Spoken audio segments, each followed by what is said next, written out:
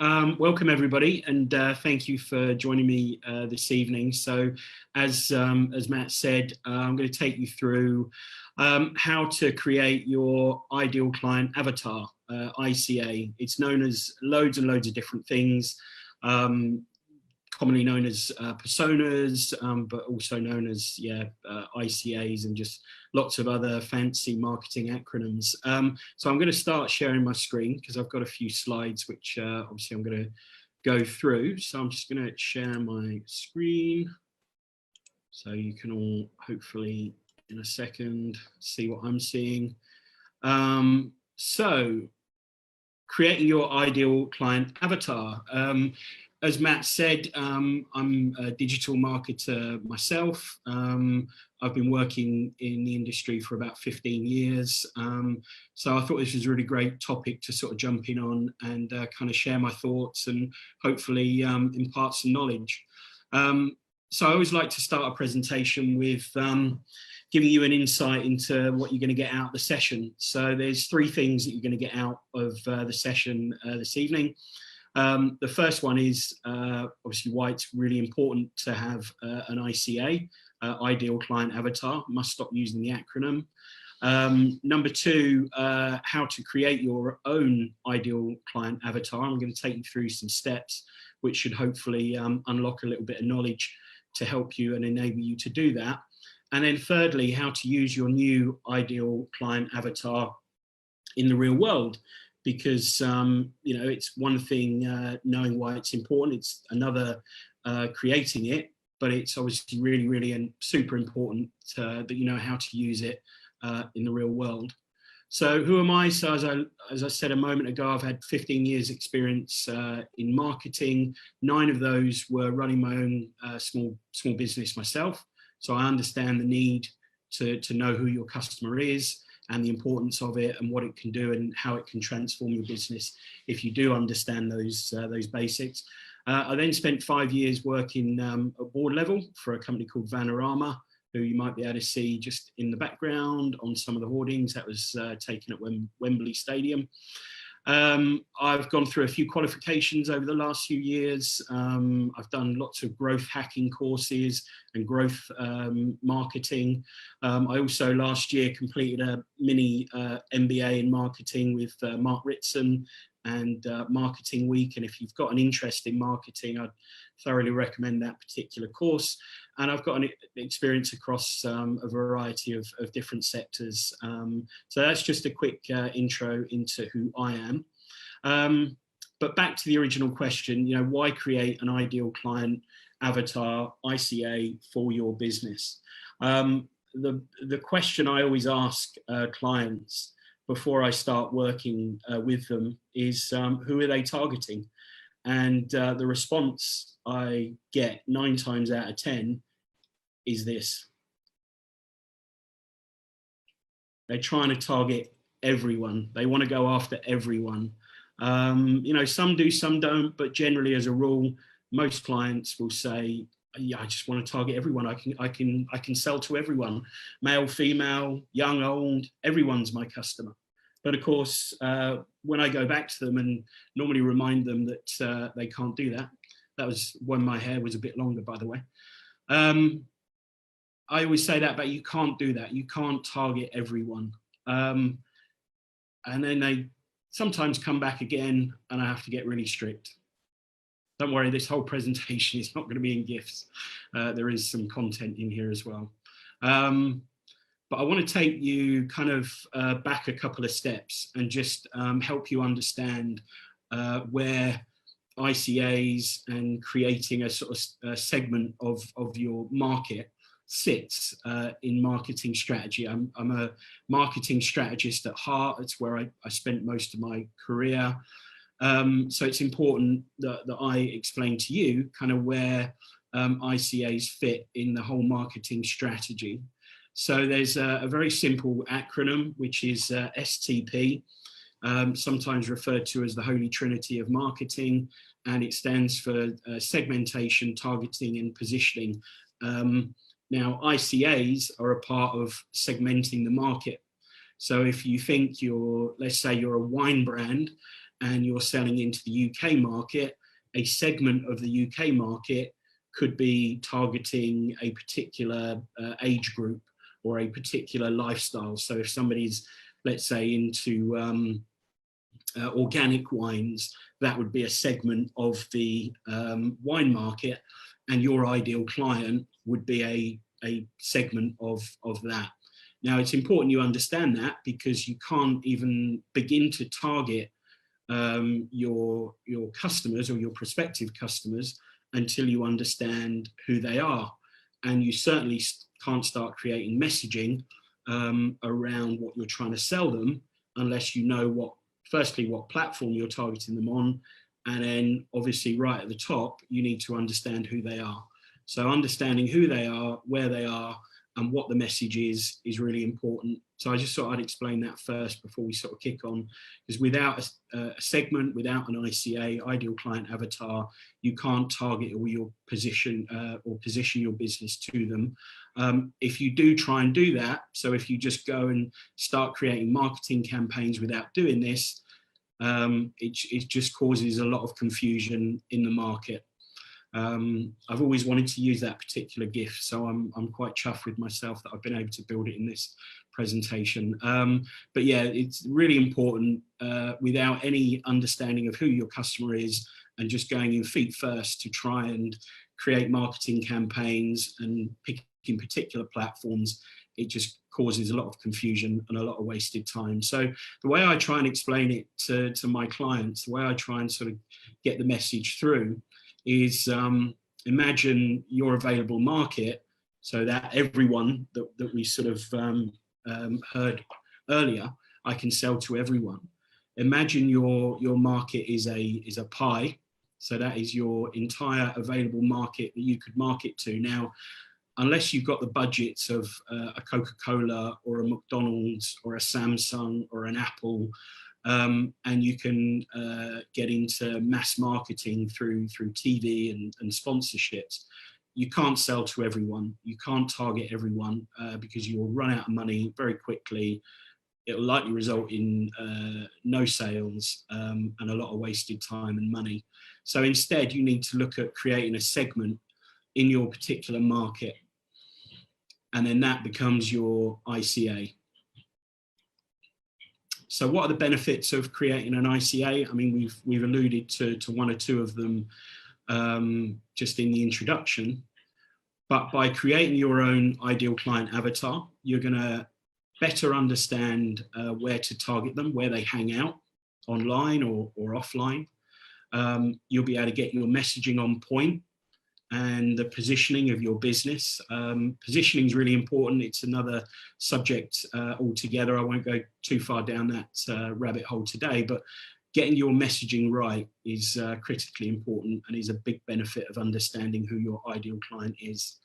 You're going to waste less of your marketing budget, because you're not going to be firing arrows in all sorts of different directions.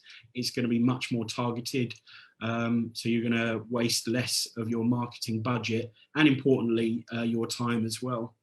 And finally, you know, the result of having a really solid ideal client is a combination of all of those three things, is increasing sales and profits.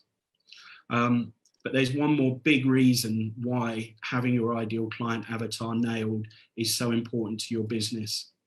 You can identify their problems, and your business exists really for one reason, and that's to solve problems for your ideal clients. That's the sole reason your business exists.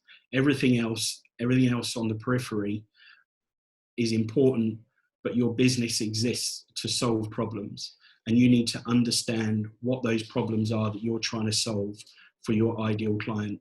Anyone not up with their hip hop is Jay-Z with his 99 Problems. And then once you start to understand what the problems are, you can then start to solve them, and then that's when the magic really starts to happen.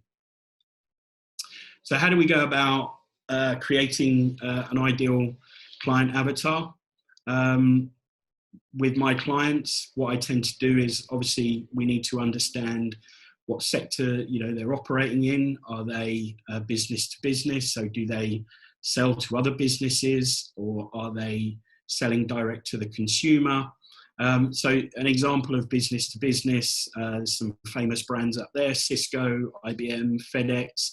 IBM's an interesting one because a few decades ago, IBM would probably be considered a mixture of both business to consumer and business to business, but they seldom now sell direct to the consumer. On the right-hand side, you've got business to consumer brands like McDonald's, Spotify, and Tesco. And then there's this curious one in the middle, which is B2B to C, business to business to consumer. Now, this is an interesting sector. This is principally businesses that sell to a consumer, but via a middleman, via an intermediary. An example of this would be Coca-Cola. They do sell direct to consumers, but principally they sell their product through other businesses. So you buy Coca-Cola from Tesco, or you can buy it from McDonald's. So they're an example of a B2B to C brand. It's important you understand whether you're selling to businesses or whether you're selling to consumers, and I'm sure you all know that.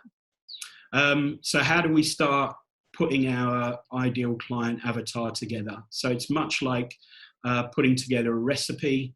It involves some ingredients, and the three principal ingredients that you need to consider when you're putting together your ideal client avatar.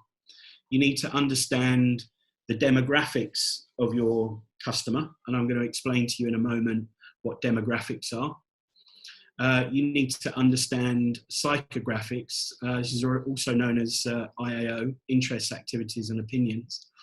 And then the final one, and this is one not many people consider, but is particularly important if you are selling to businesses, and that's firmographics. So there are some others, but I thought we would just stick to these three just for the purposes of this presentation. And this covers the main part of building up your own ideal client avatar. So just an example of some demographics. So it's understanding, and this is usually, it's either on or off, black or white. So are they male or female, the customers that you're targeting? How old are they? Are they married? What level of education did they achieve? Whereabouts do they live? Do they own their own home? How many children do they have? How much do they earn? Could be what's their profession, what's their nationality, that may come into it, what's their ethnicity. So demographics are usually derived from data, and that data could be within if you have one, a customer relationship management software, CRM, or if you don't have lots of customers, this could be based on your own sense, your own kind of knowledge of your customer. I'm just aware, there's going to be businesses out there that maybe have 12 customers, and there's going to be people out there that have 1,000 customers. So, with 1,000 customers, you can run a report which may tell you some of this information. But if you've only got a handful of customers, you have to go on a little bit of your own intuition. Psychographics is normally where you get into a much deeper understanding of the psychology of your customer. And that's really important, because what you're trying to establish here is things like their interests, what their political beliefs are. Are they far left? Are they far right? Are they somewhere in the middle? What's their religious stance? Spiritual, Catholic, Jewish. Really important to understand, what do they value in life? Because certainly with your brand and your business, there's got to be a good value fit to your business. Certain people will buy from certain brands because they have a value fit. Their values match the values of the brand that they're dealing with. What goals do they have in life? What are they trying to achieve? These are really important questions that you need to be asking of yourself and of your customer. What problems do they have in their life? had Jay-Z and his 99 problems. What problems do they have in their life? And, you know, that your services seek to solve, or products. What do they worry about? What do they get up worrying about in the morning? You know, this is super important to understand this, to get inside their head and start to understand, you know, what's holding them back in life, what are they afraid of, what do they worry about? Because, you know, you can design your business, your products and services around your ideal client if you're starting a new business. But also, if you've got an established business, changing your messaging, adapting your business to ideal client avatars that you've created is super important. You know, things like what diet or lifestyle do they follow? What are they trying to achieve in life? What are they trying to accomplish? You know, things like what are their opinions on the environment? You know, you could keep going with these questions. We've got limited time, so I've just put a couple of you know, a dozen or so questions down there. Psychographics tends to be a combination of what we would call qualitative data. So normally based on less quantity of data, but better quality. Sometimes it's based on what we would call quantitative data, which is a lot of data. Typically, you'll get this sort of data from just talking to your customers or doing short surveys, customer surveys. I've used tools like SurveyMonkey in the past when I've been surveying our customers. You can ask a dozen questions and start to understand more about your customer. And in a slide later on, I'm going to share how you can reduce the pool of people that you're trying to target with your marketing just by understanding some more interests that they have. And then the final one, this is the one that sometimes people miss, but is particularly important if you are selling direct to business owners, is understanding the firmographics. And again, you know, this is things like what size of company do they work for? Or do they own? You know, do they employ less than 50 people? Do they employ more than 50 people? What's their level of turnover? What type of company are they? Are they a limited company? Are they a sole trader? Are they a partnership, an LLP? How long have they been trading for? You know, if you want to only deal with established businesses, then having this in your thinking for your ideal client is really important. If you don't want to deal with startups, then understanding how long the business has been trading for is really important. What accreditations do they have? Again, could be an indicator of a higher level of professional business if they're accredited. Who are they serving? So who do they serve? Where are they advertising? These are all indicators as to the size and you know, scope of the business. And what are their company values? You know, we touched on values in the previous slide, but what are the company values? You know, and again, you know, if you're looking to deal with particular companies, you perhaps want to have a similar value fit.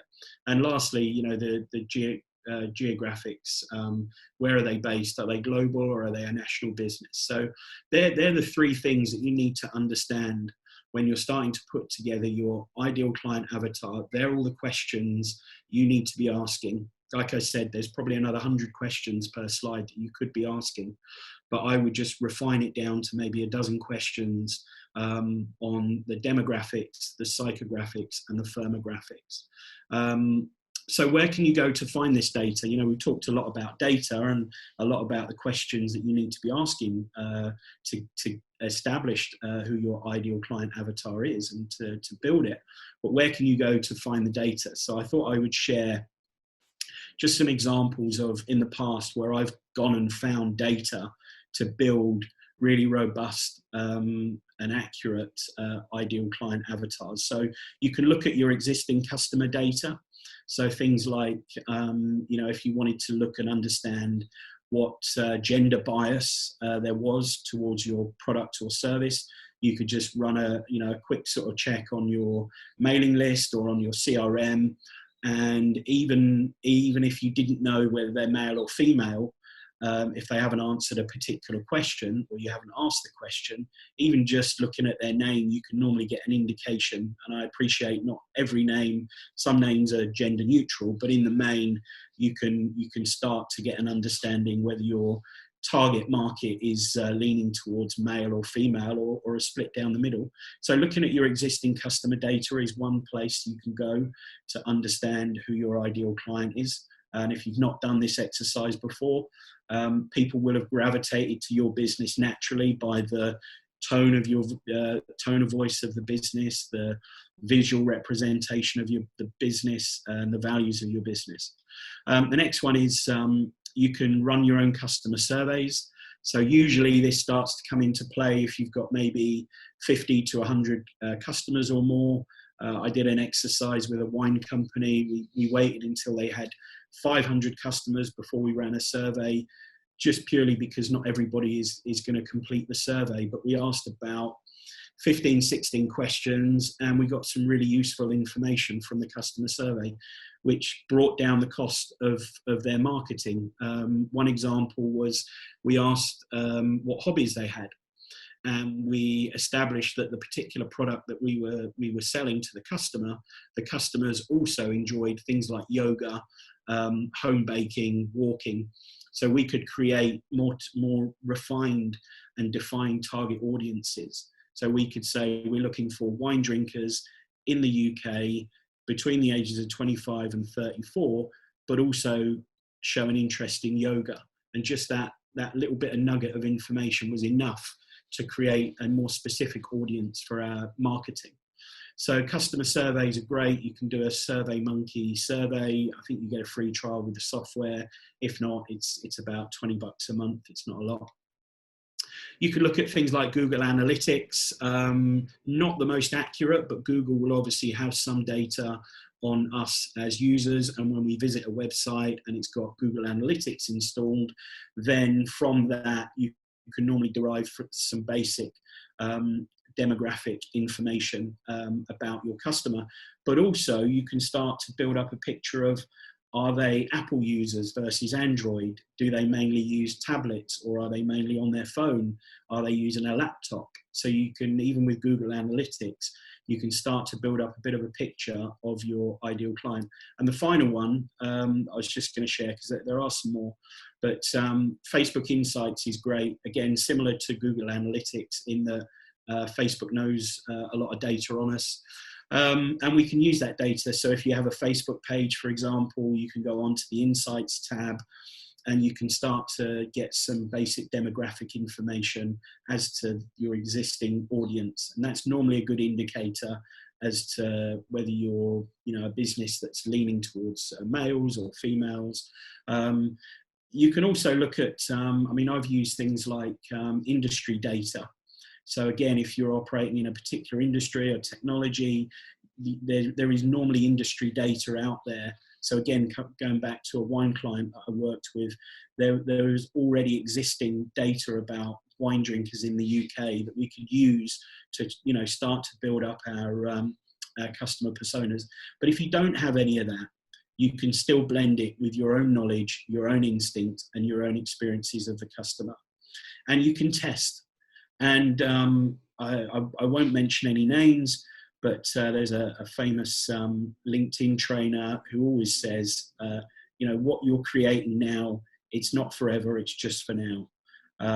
So don't get too caught up. If all you've got to rely on is your own knowledge and instinct, then it's better than nothing. So putting it all together, the most important thing, hopefully you're starting to take from this, is you've got to make decisions about your ideal client avatar.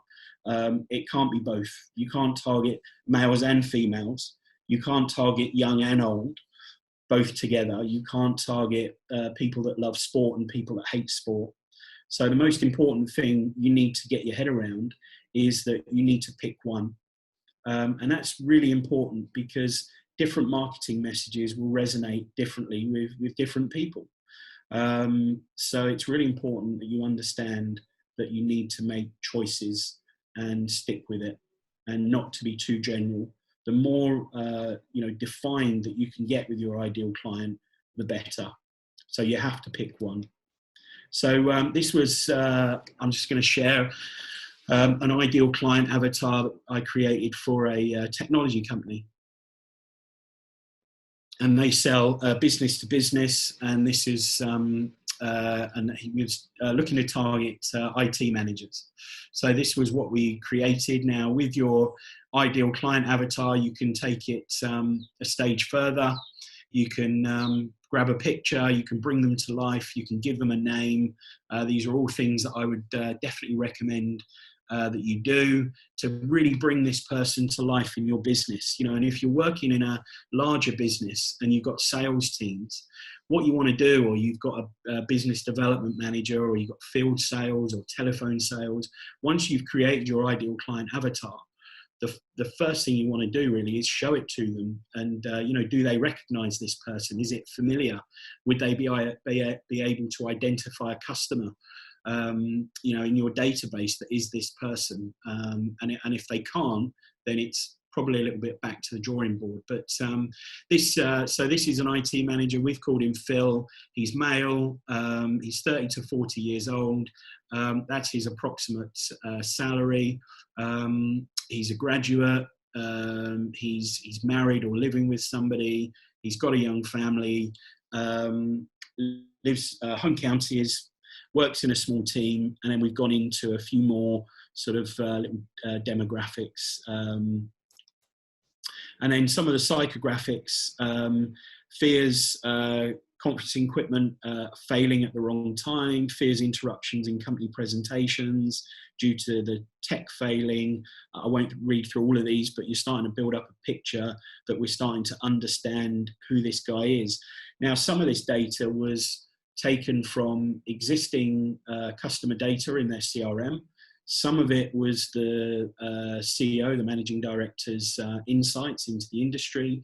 And actually some of them we got from Zoom had built some ideal client avatars, and it was this type of person that we were targeting. So we took some industry data from Zoom, we mixed it with some of the knowledge from the CEO and some of the data from the CRM, and we came out with this IT manager, Phil, some of his demographics, psychographics, and then lastly the firmographics. So we understood that we wanted to deal with businesses that had 150 or more employees. That was a good fit for the product that the client was selling.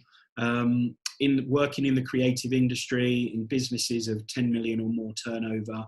So, you know, this is a real life persona that is alive and well and being used in an actual business. So this just gives you an example of how you can lay it out. It doesn't need to be any more complicated than this, 3 or 4 slides. If you can attach a picture to it, great. If you can give the person a name, even better. So as we're starting to draw towards the end of the presentation, we've understood the importance of why you need to have an ideal client avatar, one or more. I've shown you how to start to construct one, where you can go to get the data, what questions you need to ask, and kind of how you can just put it together. So this is how to use your new ideal client avatar. So, so targeting is really important. Coming right back to one of the earlier slides, segment the market, create segments of your market. Then you want to understand where you can target these people, and then with what message. So this follows this kind of strategic approach to marketing. So targeting your new ICA, you know, what social media channels are they on? Hopefully by now you'll start to understand more about your ideal clients. You'll be able to answer these questions. Are they predominantly on Instagram? Are they hanging out on TikTok? Are they on Facebook? Are they on LinkedIn?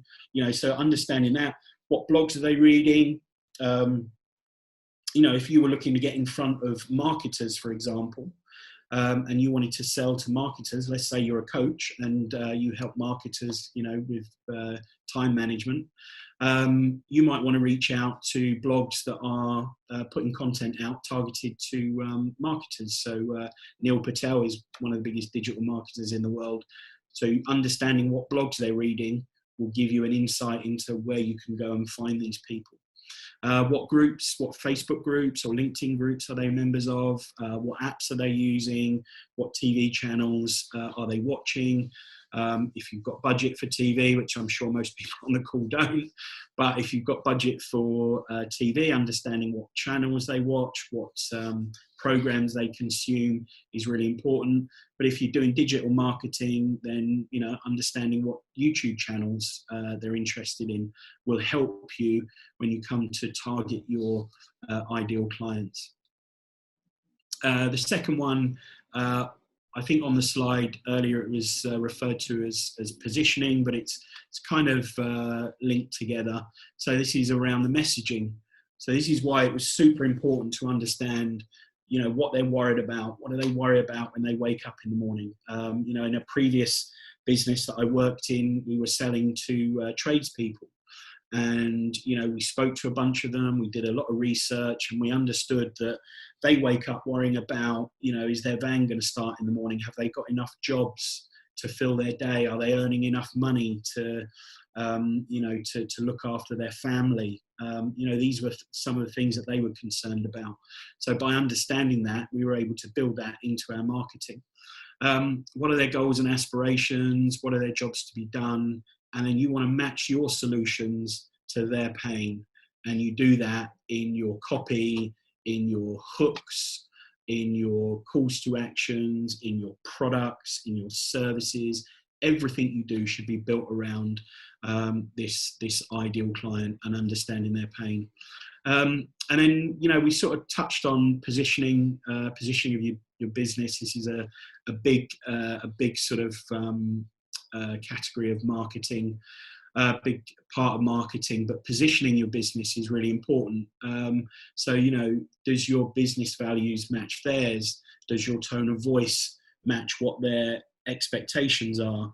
Does your image reflect their aspirations? And are your goals the same? So these are questions you need to ask of your business and of how you message and how you position your business. And I just thought, as we're starting to wrap up, I would just give you an example of just a really basic Facebook ad campaign. So if you went to an agency, it's what we do, Facebook advertising, but if you spoke to any agency, they're going to start to ask questions. Well, who are you targeting? And if you don't know who you're targeting, and you just say to them, well, we can sell to men and women, our customers are every age. We've got some 20-year-old customers, and some of our customers are 60. And if they said, well, whereabouts are they? Well, we've got some in Glasgow, and we've got some in Southampton, and they've got one or two in Northampton. So yeah, we can sell anywhere. Well, they're going to come back and say, well, your audience size is about 65 million people. So good luck targeting that size of audience. But with your ICA, with your ideal client avatar, you're going to start to understand more about your customer. So I know I said be super specific on age, but on Facebook, it tends to work in age brackets predominantly. But with your new ideal client avatar, you can say, well, we're targeting men between the ages of 25 and 34. They're going to have no children. They live in the UK. They play football. They watch Dave, and they're interested in Formula One. And you could layer on many more sort of interests, marital status, things like that. And even, geographic. So you could say, well, we only want to sell to people within a 20-kilometre radius. That's our ideal client. I only want to deal with people in my town and the surrounding towns. But so already you've now reduced that down to, let's say, for example, an audience of 500,000 people. So hopefully you can start to see the importance of having your ideal client avatar nailed, because even for things like creating a Facebook campaign, you now have refined your targeting down to just 500,000 people. So you saved a bunch of spend going to people that are never going to be interested in your product. But also you started to understand more about your customer. So in your ad, the creative you use, the picture you use, the photo can be targeted to men. the messaging, the text in your advert can be targeted to your ideal client avatar. So all of this starts to save you time, it starts to save you money. And I just thought I'd wrap up just with a few final tips that kind of summarize a lot of what we've sort of covered. So your ideal client avatar should guide your content strategy. So you've got to put your ideal client, your customer, right at the heart of your content strategy, and you should be creating strategy built around their needs, desires, wants, identify their top pain points and build your content around these. Never try and sell direct to them. Always help them to buy from you with really valuable content that gets to the heart of their problems and their pain. If you've got any external agencies working with you, it could be like a graphic designer, it could be a digital agency, then it's really important that you make sure that you communicate your ideal client avatar to any agencies you're working with. Could be a PR agency, digital agency. Ensure that there's a value match between your business and your ICA, ideal client. So if you are a business that's very environmentally friendly, then obviously you're looking to work and to attract people that have a similar value to you. If you're a company that does not value that and does not value organic or veganism or vegetarianism, then there's just going to be this big disconnect. So it's important that you understand that you need to have a value match between you and your ideal client. It's one thing creating your ideal client and saying that's who we're going after, but if how you position your business and how you message doesn't match their values, then it's never going to work. And always make sure your tone and voice match their expectations. So, your business that's very playful in your tone of voice, or are you very serious or very straight? So just make sure that there's a match there. And you should have at least one ICA in your business for each major product or service that you sell. So, as business owners, we could be selling a variety of products, and you could be selling, to other audiences, but you will need to create individual ideal client avatars for those products and services. So again, going back to an example from the automotive industry that I worked in for nearly 5 years, we had a range of avatars. We started with one, but then we built on them, and we had 3 for tradespeople, 2 male, 1 female, and then we had 3 for the cars part of the business, the auto part of the business. So we actually had 6 in total ideal client avatars or personas. So just before I sort of finish up, I just wanted to give you some further reading. These are all books that have helped me. One's quite a recent one, but the other 2 I've previously read. So Buyer Personas is a great little read. Probably do that in 5 or 6 hours. It's quite a short book, but really starts to give you a process and hopefully give you a little bit more than I've given you today as well. The middle book is quite a recent one by a chap called Russell Brunson, and there's a particular chapter in there which I think is really relevant. He talks a lot about congregations and understanding where your audience is congregating. And I just love the word congregations because it really does encapsulate kind of how you can go after lots of your target market in one place. So if you do start to understand where they're hanging out online, what groups they're in, what they listen to, what their common sort of interests are, then you can really start to target these congregations. You can contact, the people that are running the Facebook group, do what I'm doing today, which is present to them. It's how you can get your business in front of more of your ideal client. And then the book on the right is actually, I think it was a free book on Kindle Unlimited that I read a little while ago, and that was super useful. So that kind of wraps it up. Hopefully that's been really useful for you today. I'm really active on LinkedIn. So if you do want to connect with me on there, I'm always sharing content and ideas on LinkedIn. So it'd be great to connect with some of you on there. If you've got any questions, we might be doing a Q&A at the end of this. But if If not, then you can email me, hello@getmoreleadslocally.com. Feel free to, or post in Matt's group, and I'll answer the questions in there. And if you still need help, if after all, this training, you still feel like you want to have some help, then I do a £99 per hour, where we will nail your ideal client avatar together. So that's it from me. Hopefully you've enjoyed that. It's been a pleasure presenting to you all today, and I'm going to stop sharing my screen, and hopefully Matt's still there. Hello. Yes. So hopefully that was super useful for everyone. It was a pleasure to present it. Thank you so much for that, Steve. I did check the first. I missed the last book, but I checked on the first book is available on Audible as well, which is my. I tend not to read books. I've got loads of books, but I always listen to them rather than reading them. Yeah, I've got a mixture of both. I mean, that's Traffic Secrets. I actually bought the book, but I've also got a Kindle, so I kind of flip between both. Yeah. I mean, I read when I'm on holiday. That's about the only time I read. It's more Audible when I'm walking, and I say that like a walk. I just started walking. Kindle Unlimited's great. If you join, I can't remember how much it is a month. It's like maybe £8 a month or something. But there's thousands of free books, just really short ones, really big ones. It's great. Yeah, totally agree. Yeah. So one thing I did want to, I spotted a few comments here and there, but one just really jumped out at me is Helen. I just realised that I would need different avatars for different services that I offer. A penny drop moment, lol.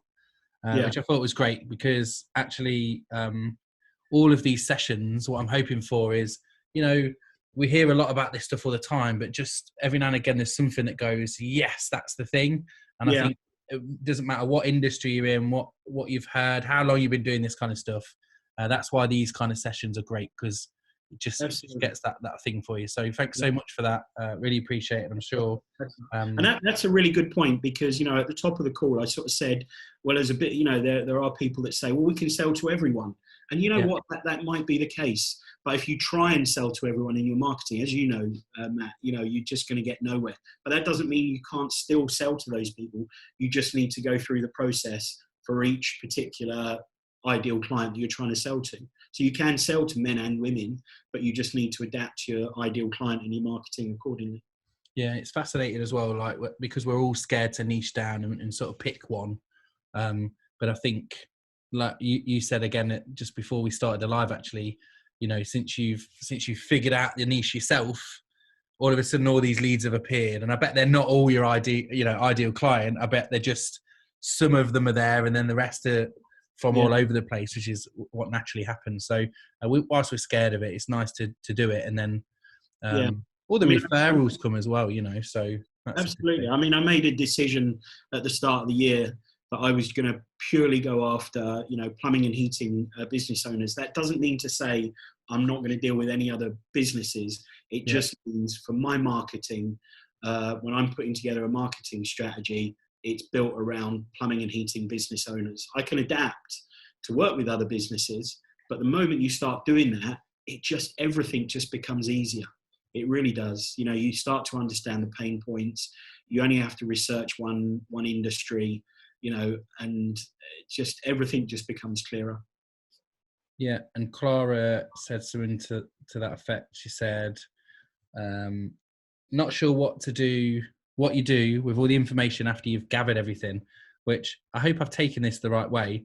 But of course, that's where the strategy bit comes in, right? Like once you've decided, then you've got to decide how to actually talk to those people and what your voice is, and all those things you mentioned in the session. We were sort of limited on time, but the example I used with the Facebook ad. So if you wanted to start doing Facebook advertising, so now you've got your ideal client avatar. If you said you wanted to do a campaign on Facebook, well, then that's where you'd start to use, all the data that you've gathered and the ideal client that you've created to narrow down that, that targeting. So you're not trying to target to 65 million people.